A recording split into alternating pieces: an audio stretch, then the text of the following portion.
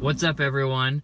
It is the 1-year anniversary of my channel, TorqueWagon, and I wanted to do a really short video today to just give you guys something to look at and show you something I've been doing with the Magnum. So, here we go. I don't know if any of you still have your original lug nuts on your Magnum or 300 or Charger, but if you do, they look sort of like this, all right?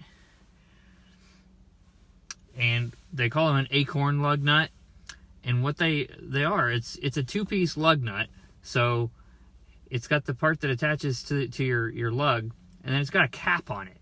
And what happens is that cap gets water or moisture underneath it, then it freezes, and that cap becomes loose or can come off, and you end up having to like crack the cap off to get a socket on there, and you end up with both on your car, and it takes two different size sockets to get them off after this, all right?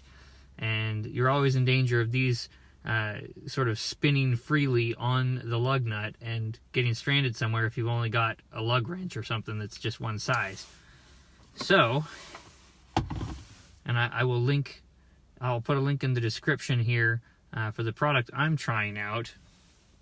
It's a one-piece lug nut from DP Accessories that a set of these cost me about $60 on Amazon. They are cut from one piece of metal, so you don't have the problem with moisture getting in there and having the cap come off. So I'll give you some before and after pictures, what they look like. The one thing I did notice, they are a little bit longer than the original lug nut, so they do stick out from the wheel a little bit. It's not a big issue for me. You can make the call on your car whether you think that'd be acceptable or not. It was listed as a direct match for the Magnum and Charger and 300. I've done half of them right now. I'm getting ready to get out and do the other half, so we'll see you later. Hope you enjoy it.